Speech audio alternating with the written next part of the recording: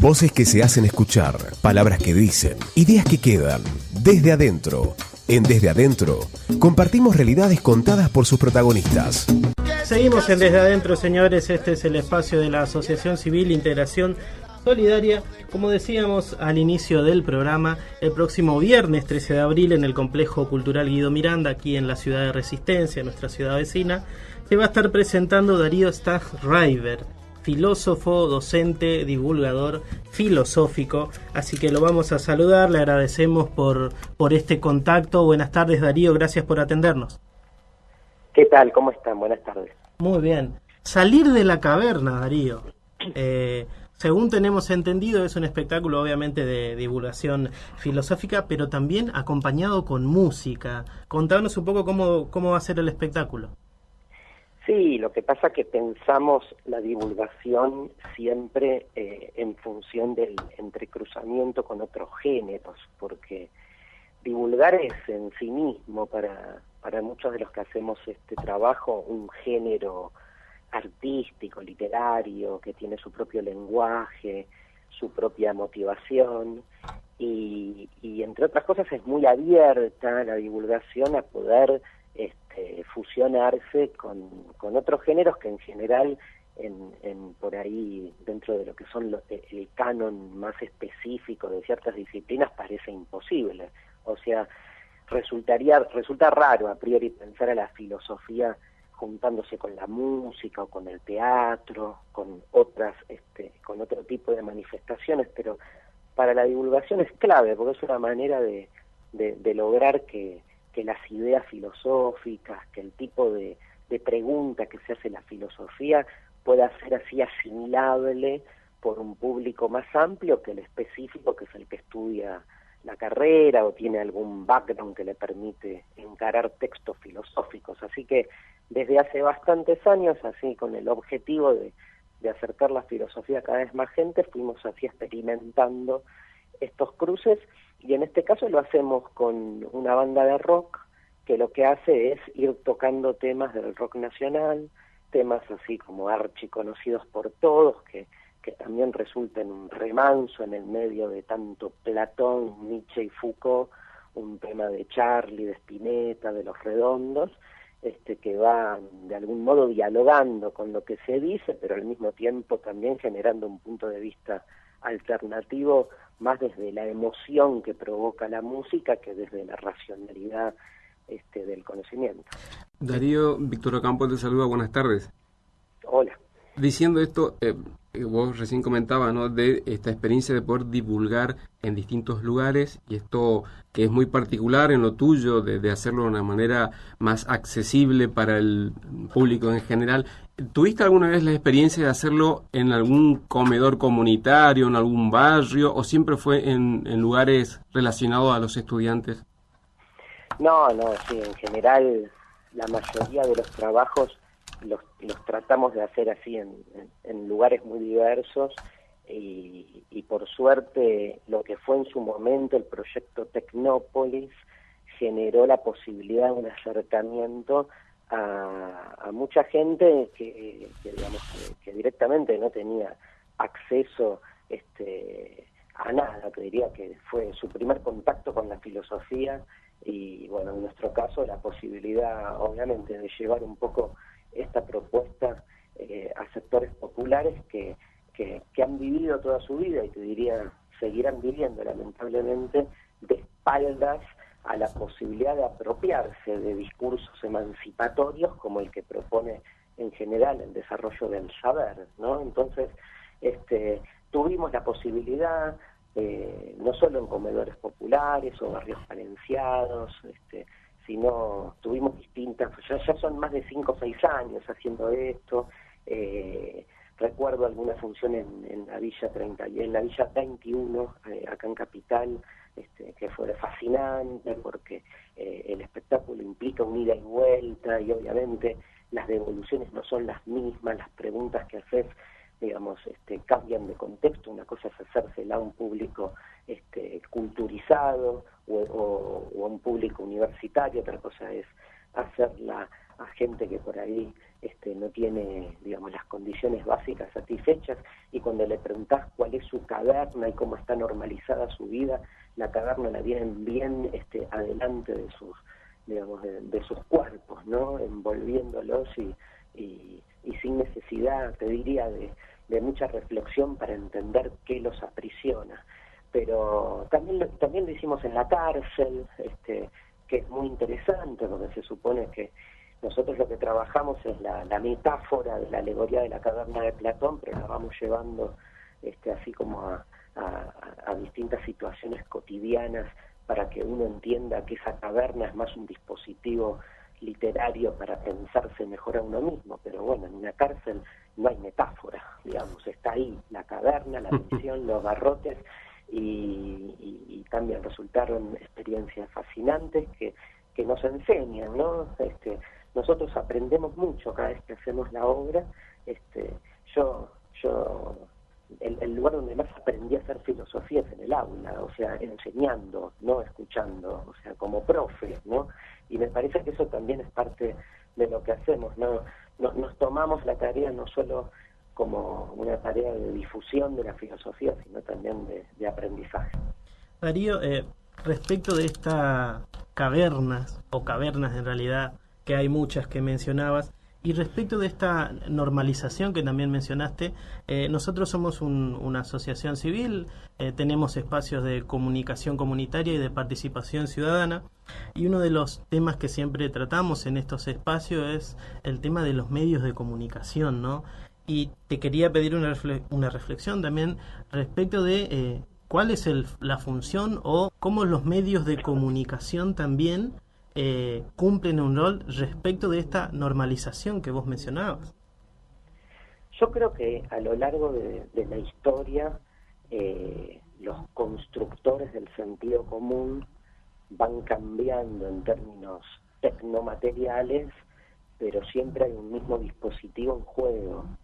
O sea, el rol que tienen los más media en estos últimos 30, 40 años, obviamente resulta determinante en la construcción del sentido social, ¿no? De la agenda cotidiana, pero no solo de los contenidos, sino incluso de los formatos con los cuales se tiene que pensar la realidad. El lugar de los medios, te diría, es casi hegemónico, es fundamental, por la inserción directa que tiene, repito, ¿no?, en la constitución de lo que de nuestro lenguaje cotidiano, que es desde el cual pensamos las cosas. Pero bueno, antes ese lugar lo ejercía la literatura, y en otra época lo ejercían, digamos, otras herramientas de circulación del espacio público, ¿sí? O sea, yo creo que los medios de comunicación obviamente son fundamentales para entender esta lógica en nuestros tiempos, pero creo que hay una situación que se viene dando desde siempre, que tiene que ver con cómo se ejerce poder, ¿no? Y me preocupa más que en sí mismos los medios esto que llamamos la instalación de un sentido común, donde los medios hoy son claves, pero digamos nos ofrecen una explicación necesaria para entender lo que sucede, pero no suficiente, sino no me quedaría solo con los medios, porque creo que históricamente es un rol que se viene cumpliendo y que tiene que ver con otra cosa, con una necesidad casi farmacológica de apearse, de aferrarse a sentidos tranquilizadores, aseguradores, ¿no? Ordenados. Digo, es tal la vertiginosidad de la existencia que obviamente es parte también de cierta supervivencia o manotazo de ahogado el querer encajar así como en el formato seguro, ¿no? Pero esos mismos formatos como todo fármaco te tranquilizan, pero te emboban, ¿no? O sea, al mismo tiempo te chupan, ¿no? Y un poco esa situación me parece que hoy está claro cómo se manifiesta en los medios, pero es interesante visualizar todas las variables, cómo realmente, no sé, digo, tomar el ejemplo que quieras, el caso de Mirta Legrand y su último programa, digamos, con esta situación con Natasha Haidt haciendo esas denuncias públicas de pedofilia, digamos, hizo que estuviésemos una semana colmados de toda una cantidad de significados para compartir, ¿no? Y por ahí a algunos nos parece una tontera o nos parece una desgracia, pero no deja de ser algo que colma, ¿no? Me parece que ahí hay algo interesante para pensar y salirse de la cosa lineal que es toda la televisión es una cagada, y nosotros somos los seres superiores que nos damos cuenta cómo nos están colonizando el cerebro. Recuerdo cuando Marx exclama o afirma que la religión, criticando la religión, que es el opio de los pueblos, y que esa idea del opio es una idea muy interesante en ese doble sentido, que es que por un lado adormece o atonta, pero al mismo tiempo genera placer. Si no, la gente no fumaría opio, ¿no? En esa época. Evidentemente hay algo que también genera el opio que digamos que concita la rápida adhesión de tanta gente. Me parece que uno podría pensar en los medios también desde esa lógica. Y Darío, siguiendo esto que vos estás diciendo, este opio de los pueblos, las redes sociales y la digitalización de los intercambios sociales que llevan adelante los sujetos y que hace o que parece que se aíslan y se comunican solo con aquellos que piensen iguales, y de esta manera comparten sus creencias sin importar que la noticia que comparten o la información sea falsa o verdadera. Sí, totalmente, estamos de acuerdo, o sea, pero al mismo tiempo la verdad murió hace 200 años, ¿no? O sea, hoy nos agarra un ataque de ver que, o sea, nos volvimos así como resucitadores de la verdad, cuando nada mejor le pasó a nuestro mundo que la muerte de la verdad, porque siempre fue un instrumento del poder, la verdad, la objetividad, la neutralidad, ¿no? Categorías siempre utilizadas por aquellos que en el ejercicio de un poder más potente lograban hacer pasar su propio interés como un interés de todos. Entonces, yo creo que también es más complejo el tema de la posverdad, y que no sirve colocarlos en esa dualidad como y de repente viste que todo el mundo se dio cuenta que la verdad murió, porque cuando en filosofía, cuando en ciencias sociales lo venimos trabajando hace siglos, posta y hace siglos. Igual al periodismo le cuesta todavía como comprender que la verdad ha muerto, ¿no? Porque sigue pensándose a sí mismo como profesión, como buscadora de la verdad, ¿no? Hay algo ahí también que falta movilizarse, pero no sé, yo creo que en ese sentido lo que a mí más me impacta, y retomo tu pregunta, de las redes es la homogenización de cierto discurso, ¿no? Como que de repente, digamos, todos para decirle al otro que nos encanta lo que dijo, que nos parece genial o lo que sea, utilizamos, ¿no?, la misma carita feliz, ¿no? Como ya el lenguaje es un reductor de sensaciones y de mensajes. Imagínate las redes sociales, como que lo que logran es que ese dispositivo con su lenguaje tan específico y simplificado se vuelva nuestro lenguaje común. O sea, en algún punto vos en la mesa de tu casa en los domingos, cuando al mediodía hablas con tu familia, parece que estás tuiteando, ¿no? O sea, llevaste el lenguaje del Twitter a la vida cotidiana. Hablamos 140 caracteres en ese momento.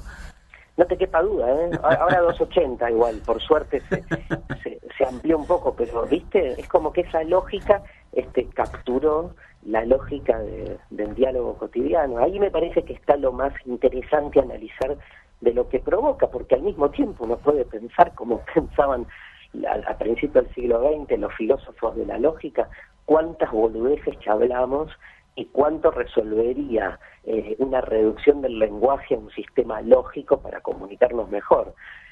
No creo que eso sea factible en el mundo de las redes sociales, pero no deja de ser un tema para salirse del análisis lineal, que esto me parece una vez más, en función de todo lo que hablamos, no reducir todo a son buenas las redes sociales o son malas las redes sociales, sino entender que el bien y el mal son lo mismo, empezás a partir de otras categorizaciones de las cosas y se te mueve un poco todo. Darío, a cuento de todo esto que estábamos hablando, hace un par de semanas diste una entrevista, creo que fue en C5N, donde tomaban un caso. En ese momento el gobierno había difundido los índices de pobreza y el periodista te consultaba esto a vos, y vos mencionabas esto de la deconstrucción y de que posiblemente, justamente por la actividad periodística que desarrollamos, estamos muy metidos en el contenido de lo verdadero y lo falso, y por ahí se nos escapa la estructura, digamos, de, por ejemplo, la discusión filosófica de qué es ser pobre o dónde está la pobreza. Claro. Bueno, es un poco esto que estamos hablando, ¿no? Porque los medios lo que necesitan es, de algún modo, una discusión más exaltada, ¿no?